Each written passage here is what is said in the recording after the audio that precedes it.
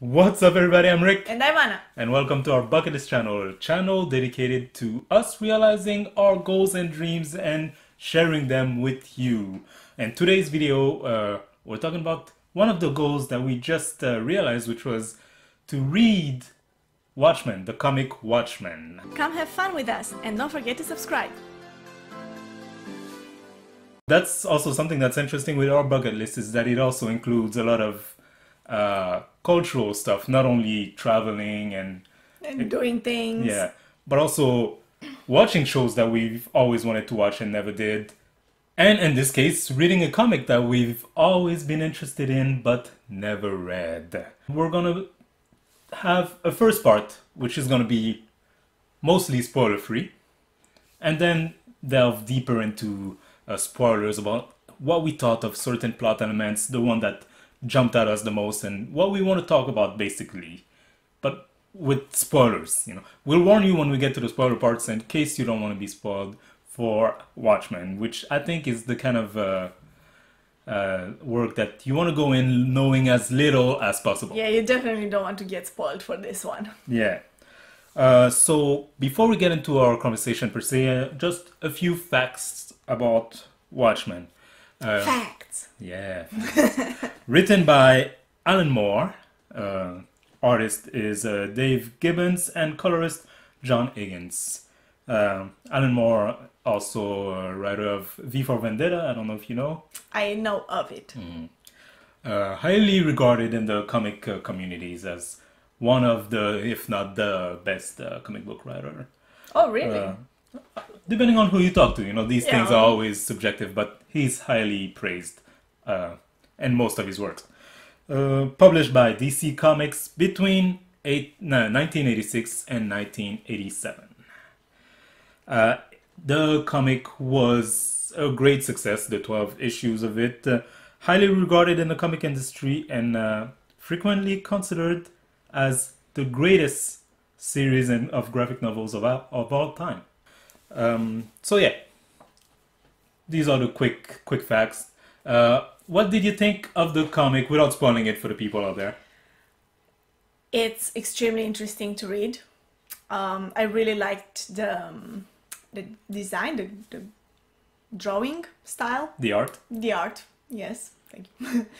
I really like the art style. The story itself it's really heavy, I would say, but I really enjoyed reading it. It's captivating. It's one of those things that once you get started, it's hard to put it down. So you have to know how that story ends. yeah, especially once you've passed the halfway point, like it just keeps piling up. So it's definitely a very interesting story which grabs you from the beginning. They shoot that mystery at you in the beginning and you're like, oh, I wonder where this is gonna go. And purposely sets itself apart from comic books that you might have read before, without going into details, by presenting some things that you think you know in a whole nother way, And I thought that was really interesting. The writing, of course, exquisite. The art style really adds to it. I really liked how much details were in each panel, like Yes. not only in terms of like what's written, but like the storyline being told with the images too. Like what's happening in the background while two characters are talking is also relevant to the story. Yeah, exactly. That is something like so interesting, and I loved watching all of those. And sometimes I had to go back and look for a certain detail that appears later, that is mentioned later, and I just find that is like, it's Yeah. interesting. So yeah, we loved it. Anyone who hasn't read Watchmen, I suggest you go out there, get yourself a copy, and read it. If you want to just try with the first issue, if you're not sure, I'm sure you're gonna get hooked. Wouldn't you say so? Yes, definitely. Yeah. So now we're gonna go into spoilers because I feel like this is the kind of things that you can't really talk about without really spoiling everything. We can't tell you more Yeah. than this. And so, for those who don't want to be spoiled, I invite you to leave right now. But for those that don't mind, let's go right into spoiler territory. And So first we should start with like maybe an overview of the story. So basically they're in the same world as us with two main change, and these two changes affect the rest of the course of history, leading to a very different kind of world where they live in than the world we live in. So these two change. The first one is that heroes appear in the late 30s and 1938 in the US. They start appearing. It's just people with masks, it's not superheroes. Yeah, they don't have superpowers, nothing extraordinary. It's just people who are strong, Yeah. but nothing special about it. Yeah, they just beat up Right. criminals in the street. And then the second change, probably more pointing to why their history is so different from ours, is that Dr. Manhattan appears. So a superhero in all the sense of the word, because he has superpowers actually. Yeah. From But he is the only one. Yeah, he's the only one. All the rest are just regular people that even in the context of the story, they say back when they first appeared, people thought they were just like A bunch of weirdos. exactly, which you probably would, if someone started like walking in the street in a costume and beating up bad guys. You think, you're kind of weird.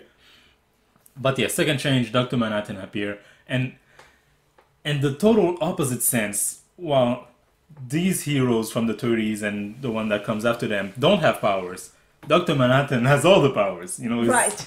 Like, he's God, basically. Right, he can teleport, fly, change matter, Yeah, see there's the no future. limit to his But powers. yeah, there's no limit. He could basically do anything. At the end of the 12th issue, he just says, I'm gonna leave and create life somewhere else. He's God. Yeah. So yeah, which I found was very interesting, because as I said before, it presents you this world that you think, it's a comic book about superhero, but turns it on its head. These superheroes are just regular people, and also the rest of the population don't like them. It's also curious that they do mention actually specifically that these people got inspired by superheroes in comic books that they were reading. But then, because there are real heroes, comic books stop adapting Yeah. superhero comic book, and then there's this pirate storyline that's intertwined with the real storyline. A guy who's reading a pirate comic because they say pirate comics became the more popular Yeah. things rather than superhero comics. But anyway, this is the premise. These two change everything, and then we get our story. What did you think of it?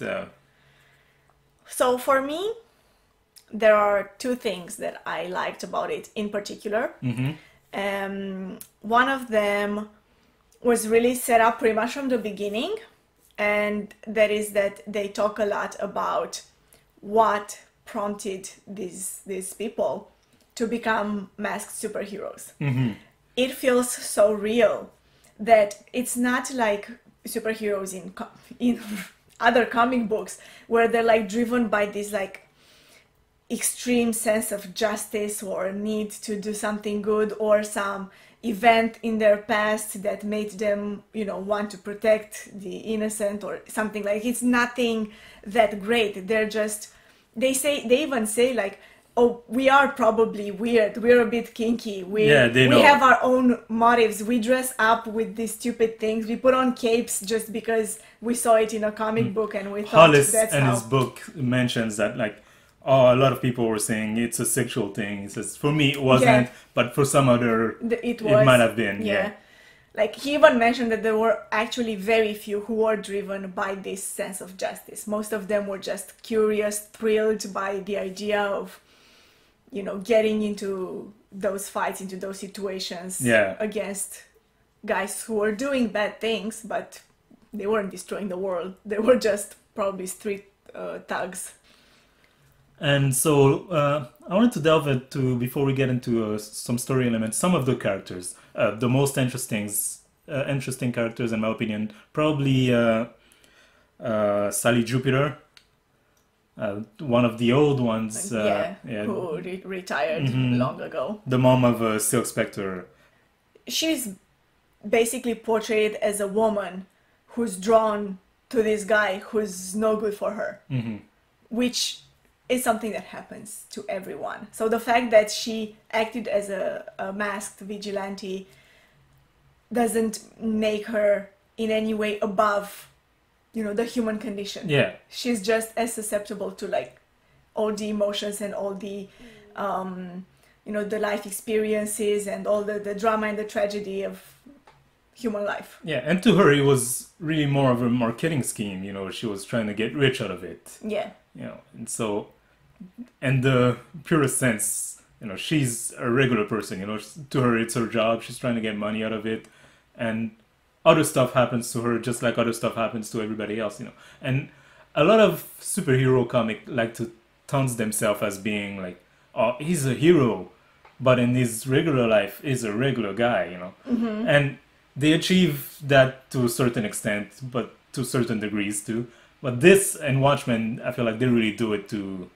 I feel like the difference is that like if you see the story from the point of view of the superhero, in other type of superhero stories, the person, the regular guy, his main focus in life is always to his night job, to his secret lifestyle, to what he's doing as a superhero. Whereas in this one, in Watchmen, it's all about themselves. Yeah. It's about their lives. It's about what am I doing right now. I'm dressing up to beat some guys, but I'm doing it for what reason? Like they don't separate these two things into like my day job and my It's the same nightlife. person, It's yeah. the same person, yeah. It like all meshes together. Other character that I really found interesting, of course, Rorschach. What did you think of him and how his storyline unfolds? Because at first you're led to believe that he's, a smart, calculating guy who's the only one who really sees what's going on or who suspect that something is going on. And then everybody else is putting doubts in your mind, saying, no, this guy is actually crazy, And throughout the events of the story, you can kind of, swing between both of these point of view. Like, which one do you fall on? It's hard for me to say, to be honest. Mm. Yeah. Because on one hand, the more you learn about his story, the more you figure, oh, he is like missing a few screws up there. Like I would there's say it's something. crazy, but I would say he's He's- definitely like He's peculiar. troubled. Yeah, He needs some therapy session for sure. probably. But at the same time, up to the very end, like the very last scene, he's the only one who really just saw things, black or white. Yeah. And to him, they were all black. Mm. Like, he wouldn't compromise his moral stand. Mhm. No matter what the reasons were, Yeah, exactly. what the logic is. Yeah, no, exactly. This is right, this is wrong. And from that point of view, I feel like he was seeing things more clearly, maybe, than others. You think? Yes, I do. Let's move on to some of the story elements now. So, of course, there's this big twist at the end, the culprit was one of their own, Ozymandias, and basically his big plan was to force the US and the USSR, which were at the brink of starting World War III and probably killing everyone on Earth, to work together by being tricked into believing that there was an alien invasion. Right. And so yeah. that humanity needed to pull together to fight the alien invasion. And to do that, he created this alien by using a bunch of famous artists that he kidnapped, writers, painters, Yeah, scientists too. yeah, who helped him create a big tentacle monster Yeah. that he teleported to New York and that exploded and killed millions of people. Yeah. What do you think of that? I have to say, they present his master plan, mostly in the last 2 issues. Mm-hmm. No, all of it actually in the last 2 issues. For as much as the build-up was so enjoyable and so interesting to watch and so captivating, this big reveal, it was a little bit underwhelming to me. Eh? Yeah, like I liked how everything happened. How they were thinking there was something else, like Rorschach had the theory of the killer who was killing masked people, and they were like trying to follow those leads, like they were getting hints here and there. We were getting hints here and there, like you said, in those like background images, like there was something that would give you an idea of something that's going on. But then they showed this and I was like, I guess. I don't know. For how interesting everything else is, and it's like how, different than what I've read in comic books so far, this was pretty straightforward, classic comic book scenario. So I was actually expecting something that would wow me more, Like, not that the story didn't work, it worked very well. I was just, I don't know, like, that Is it I the would have plan, another... or is it the alien element, or is it what? It's no, just the idea that, in the end it was one of them who, like, was operating, on the side, deceiving everyone. I mean, sure, like I said, it works, but it's just kind of plain compared to every other element of this story that's just so wowing and captivating. Let me tell you why I don't think it is. Okay. Because he succeeds. He does it. Yeah, that one is... He wins. And again. there's even that line, which is very telling if you compare to not only comic books, but most work of fiction that you would watch, read, or experience, is that once he's finished telling them the plan, they're like, oh, and you think we're going to let you do that? And he's like, I wouldn't have told you if I wasn't already sure that it's a success. I did it 30 minutes ago. It's done. It's over. Exactly. That was good. The ending was totally... That again, that's what I'm saying. See, that ending, like, you wouldn't expect it. You're like, oh, okay, in the end, this is a comic book. Like, this is a story that goes this way. In the end, they have to stop the bad guy. But they don't. Yeah. That's not what this is about. It's not about stopping the bad guy. But it's only about... do they not stop him. But once they realize he actually did it, they're put in front of the facts. They watch the news and they're like, oh, the USSR has ceased its invasion of Pakistan. They're talking with the US to give some help. It's working. The plan is working. Yeah, exactly. And so he tells them, you could go out there and just tell the world what I did, but you would ruin everything. And I feel like this is also an element in the ending that is very different from other type of story element, is that in other stories, it would be way more black and white. It's way more, whatever the reasons were, you're wrong to having killed those millions of people, and so we're going to tell the authorities. Yeah. Just like Rorschach wanted to do. You know? But here, no. They all came to the consensus that, it's probably better to not say anything. It's already done anyway. It's already done, yeah. There's nothing we can do about those people who died, so might as well go with it. And this is also the conclusion that Dr. Manhattan comes to, which I think is very important because he's the most removed and logical of all of them, Like even Ozymandias is thought as the most intelligent person in the world, but he's still human in the regular sense of the terms. And so his emotions also influence his decision making. And so you might think, oh, you're wrong. But when someone like Dr. Manhattan, who is pure logic, is almost removed from being a human at this point.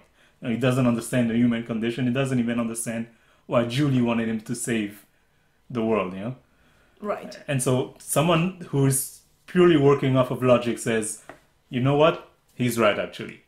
We shouldn't stop him. We shouldn't... I mean, we can't stop him. We shouldn't expose him. And I shouldn't even kill him at this point, He kills Rorschach to stop Rorschach from revealing it to the world. Yeah.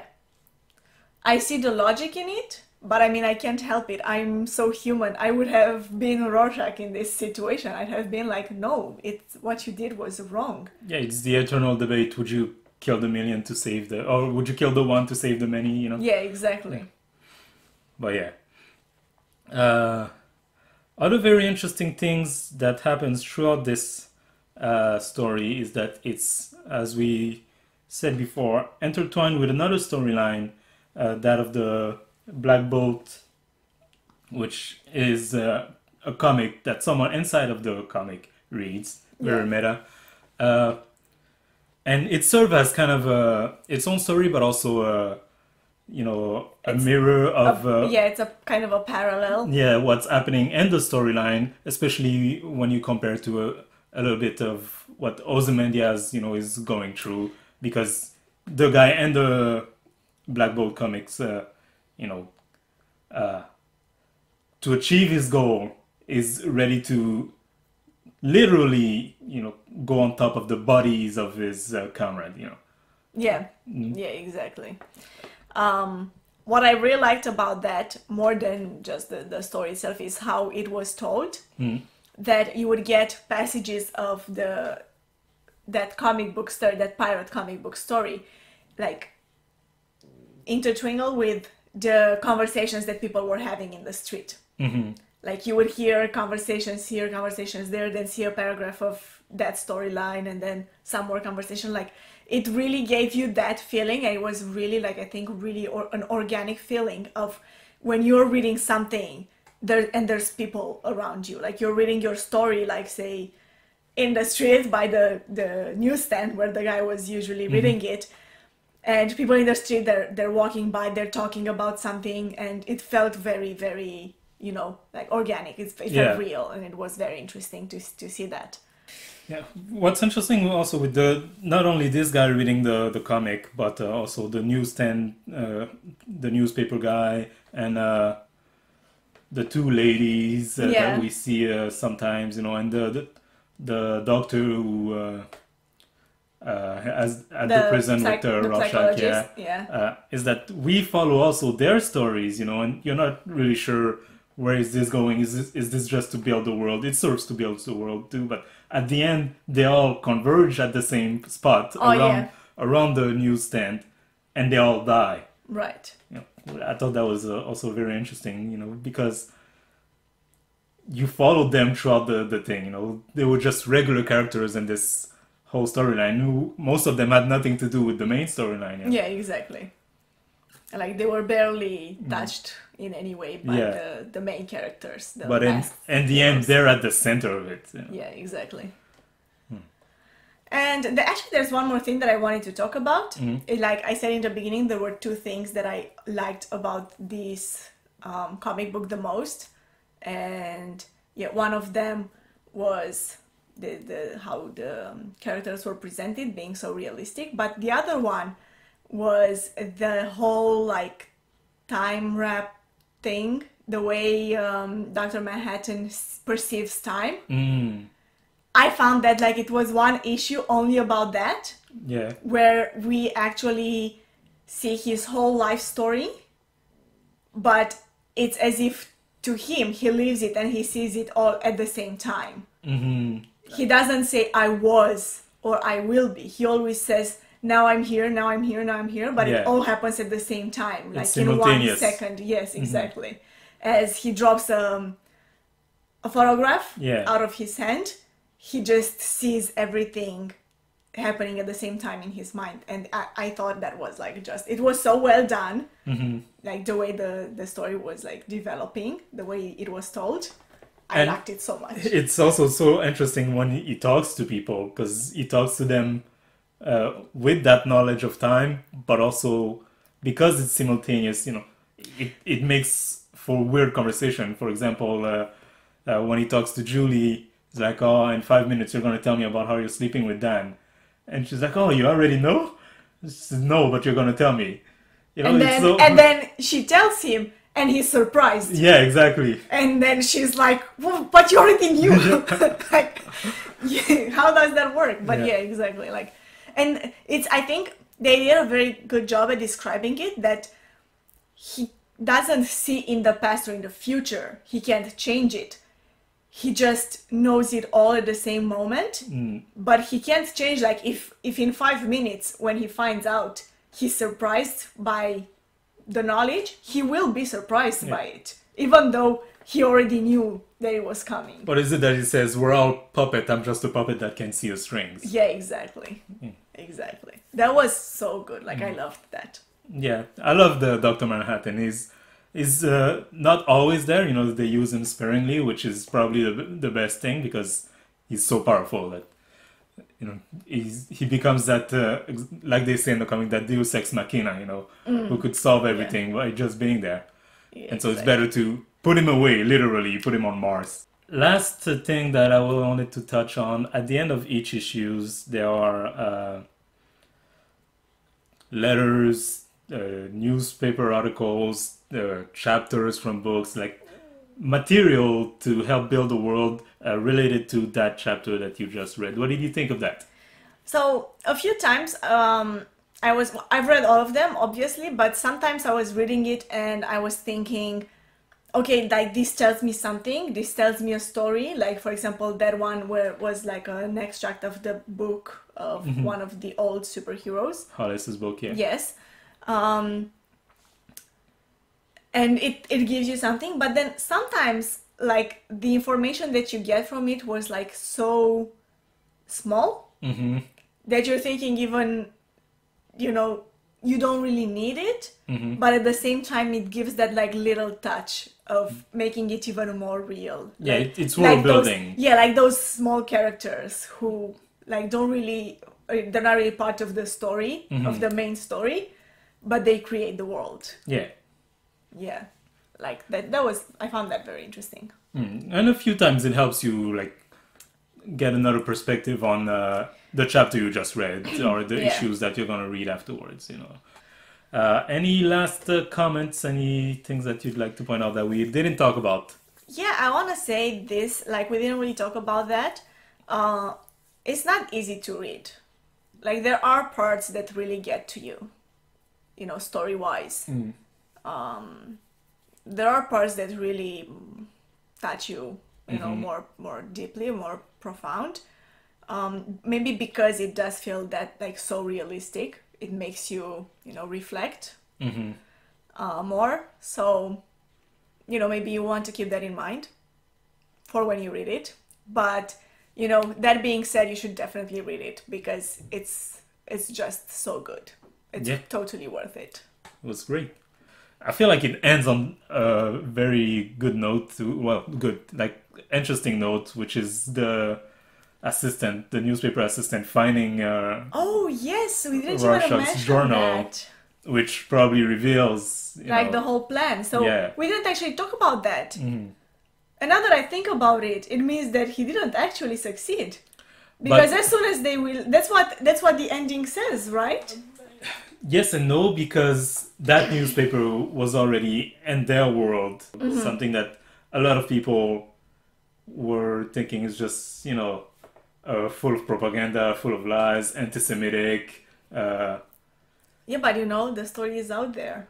Yeah, so some people, I'm sure some people are gonna believe it, but again, if you think in terms of like big picture stuff, Ozymandias planned. He's someone who is loved, revered even by most of the population. And then versus this newspaper guy that everybody hates and think he's a liar already. Who will quote Rorschach. Quote Rorschach, which everybody also hates Rorschach. Hates. So I'm sure some people will believe it on the fringe of society, the underground people. But I feel like most, if not the majority of the world will just dismiss it. Yeah, but the story is out there. But it puts that element of doubt. Yeah. That changes a lot, actually, if you think about it. But yeah. Final word, great comic. Read it if you haven't already. Yep, I agree. You should read this. Yes, and for us, it means that we've finally done this thing that was on our bucket list, which was reading Watchmen. We've accomplished it. Yes. Yes, and if you guys want to see us accomplish other stuff, other goals and dreams on our bucket list, I invite you to subscribe to this channel, hit the notification bell to be notified for our next videos. Like this video if you did, comment in the comment section below. Do you like Watchmen? Have you read it? Have you watched it? Who watches the Watchmen? Who watches Watchmen? Tell us in the comments below, and have a nice day. Read Watchmen.